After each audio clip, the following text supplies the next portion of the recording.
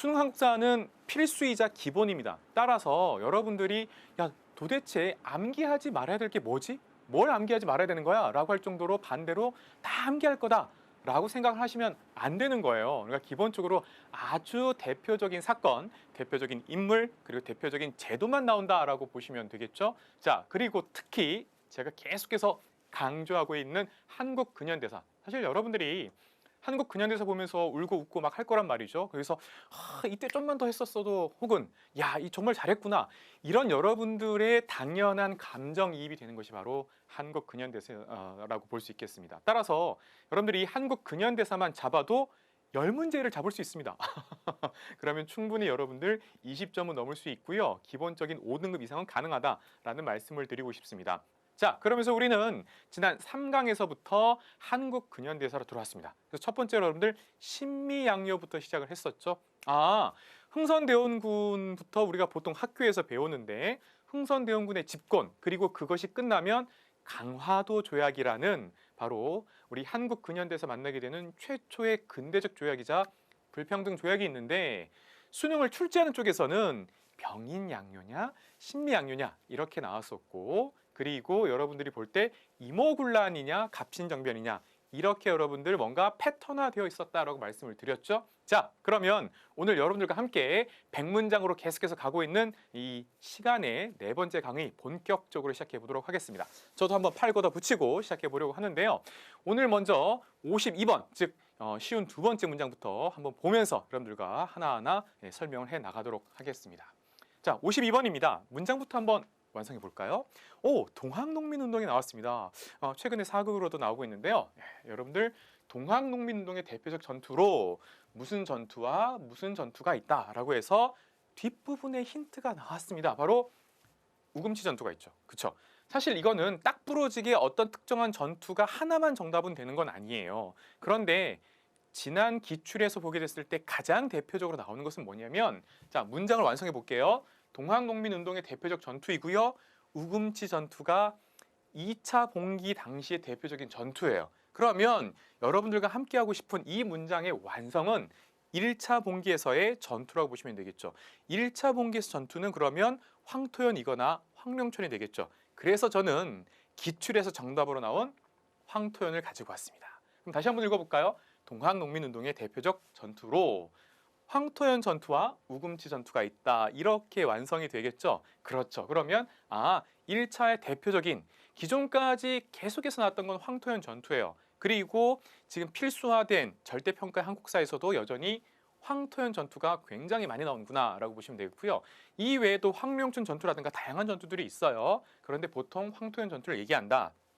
자, 그리고 나서 이 사이에 들어갈 수 있는 것으로는 바로 전주성을 차지하고 전주하야까지 가게 되는 것이죠. 그런데 자, 여러분들 이 일본군에 의해서 일본군이 경복궁을 습격하고 청일전쟁을 일으키며 1차 가보개혁을 하는 등 연쇄적인 일들이 쫙쫙 일어나죠. 자, 그러면서 전봉주는 이것은 우리가 원했던 개혁, 우리가 원했던 정치 상황이 아닌데 라고 하는 것이죠. 그래서 2차 봉기를 일으키게 되는 것이고, 그러면서 우금치로 집결하게 된 것이죠. 자, 서울로 진격해야 된다라고 했는데 우금치에서 오히려 안타깝게도 패하게 되는 것이 바로 이 우금치 전투다. 그래서 여러분들에게 1차의 황토현 전투, 그 다음 2차의 우금치 전투 이렇게 구분하자라는 말씀드리고 싶고요.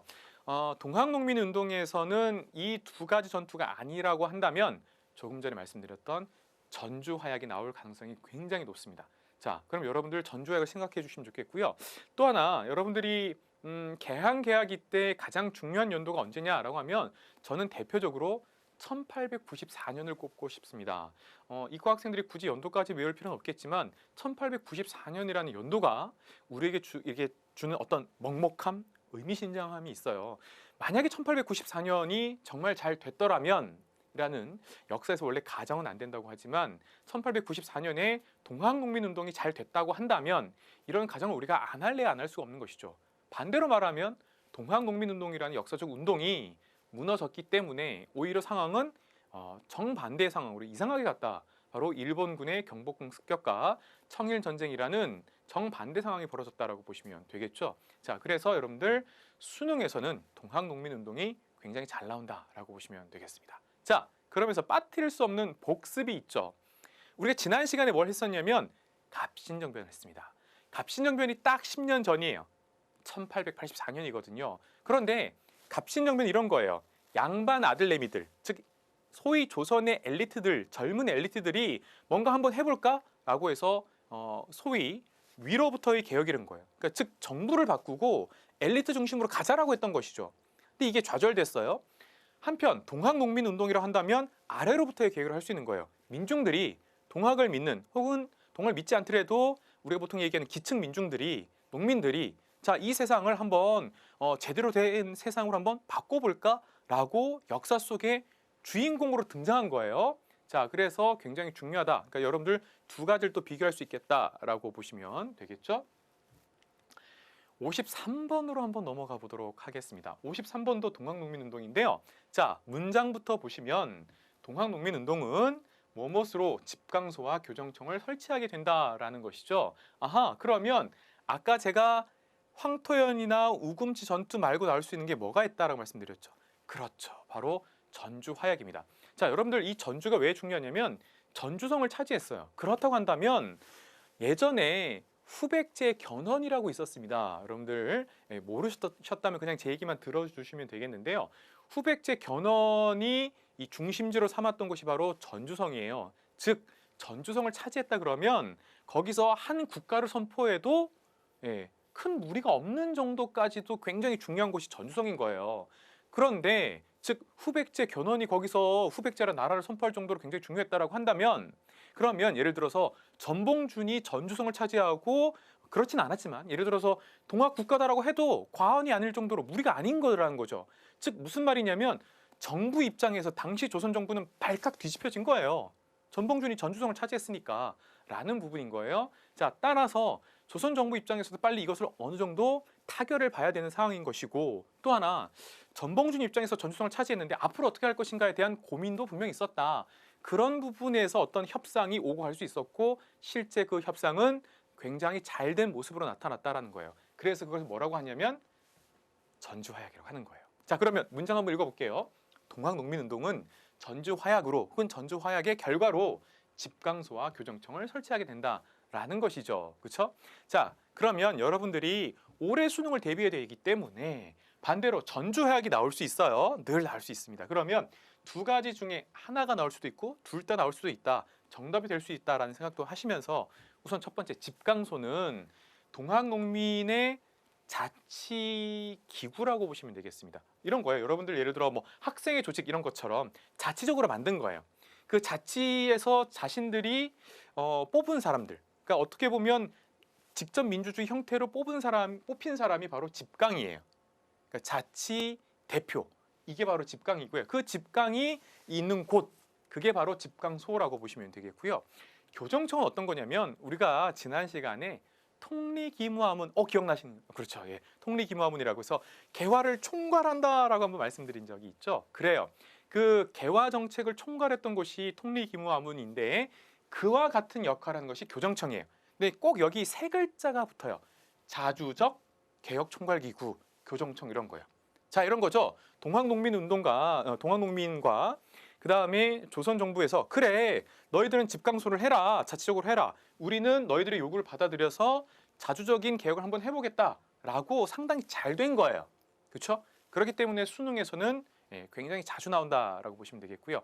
정말 이대로 갔으면 아까 말씀드렸던 역사에서 만약이란 건 없지만 우리 역사가 정말로 180도 바뀔 수도 있었다. 그러나 이 두 가지는 좌절된다라고 보시면 되겠죠. 즉 일본군의 개입으로, 일본군의 침략으로 라고 여러분들이 하나 봐주실 게 있겠다. 그게 바로 1894년부터 쭉 가서 1895년까지 가는 흐름이죠. 그러니까 여러분들 1894년 굉장히 중요하다라고 보시면 되겠습니다. 자, 그러면 이게 엎어지게 된다. 일본군이 경복궁을 습격하고요.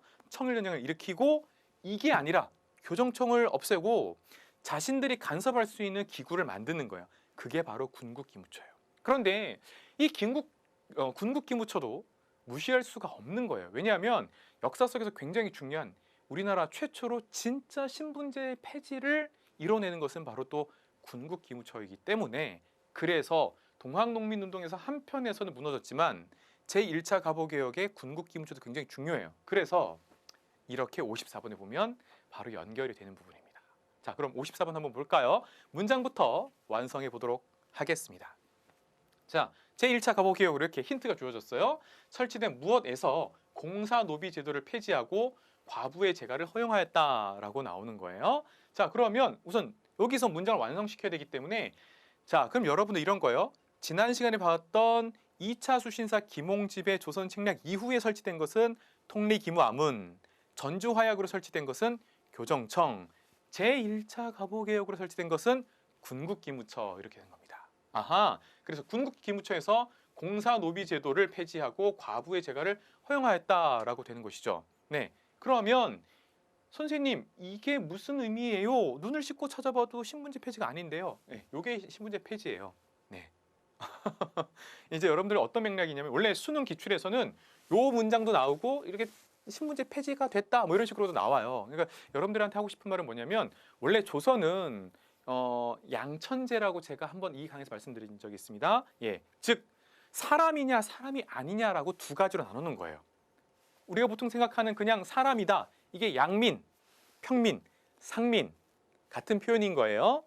다수가 이렇게 되는 것이고요. 양민. 그 다음에 사람이 아닌 존재 혹은 천하게 되어 있기 때문에 천민이 있는 것이죠. 그 천민의 다수는 바로 노비였던 거죠. 바로 공사노비. 그러면 예를 들어 법적인 형태를 따지면 기존의 평민들, 일반 사람들이 있으니까 신분제 폐지라는 건 사람 취급 안 했던 사람만 진정한 사람으로 만들어주면 되잖아요. 그래서 공사노비 제도 폐지라고 원래는 이렇게 원문에 나와요. 근데 이거 자체가 신분제 폐지다라고 기출에 또 친절하게 나오죠. 자, 그 다음에 여러 가지 사회적 개혁도 있습니다. 과부의 재가를 허용하기도 하고요. 그 다음에 조혼을 폐지하는 형태 등 다양한 것들이 나옵니다.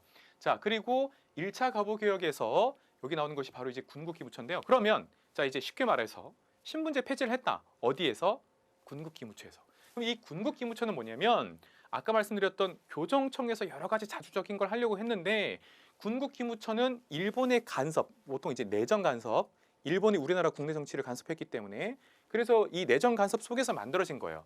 다만 군국기무처가 그럼에도 불구하고 역사 속의 흐름을 무시할 수 없기 때문에 갑신정변에서도 나왔고 동학농민운동에서 나왔던 신분제 폐지를 이뤄낸 거예요. 그런 측면에서는 의미가 있어요. 그러나 군국기무처 자체가 만들어지는 과정 그리고 또 사실 이때 일본식 은본위 제도로 갔거든요. 일본이 원했던 개혁도 분명히 있어요. 이제 제가 잠깐 말씀드리고 싶은 건 수능 때문에 우리 간단하게 1차 가보개혁, 군국기무처, 신분제 폐지 이렇게 얘기하는데요. 1차 가보개혁으로 이루어진 개혁이 20가지가 아니고요. 200가지예요. 개혁이 200가지를 한 거라고요. 어마어마한 거예요. 요즘으로 쓰면 어마무시한 거예요. 200가지 개혁을 했다고요. 그중에 우리가 가장 대표적으로 꽝 찍고 가는 것이 바로 신분제 폐지다라고 알아두시면 되겠고요. 그걸 이뤄낸 곳은 군국기무처 이렇게 여러분들이 알아두시면 되겠고요. 보통 학교에서 이렇게 가르치죠. 당시에 총리가 김홍집이었기 때문에 김홍집 내각 혹은 1차 김홍집 내각 이렇게 얘기도 하는데요. 수능에서는 이렇게 나왔기 때문에 여러분들이 1차 가부개혁, 군국기무처, 신분제 폐지구나 라는 표현을 좀 더 알아주시면 되겠고요. 사회적 개혁, 과부의 재가 허용 아니면 조혼 금지 이 두 가지가 대표적으로 나온다라고 보시면 되겠습니다.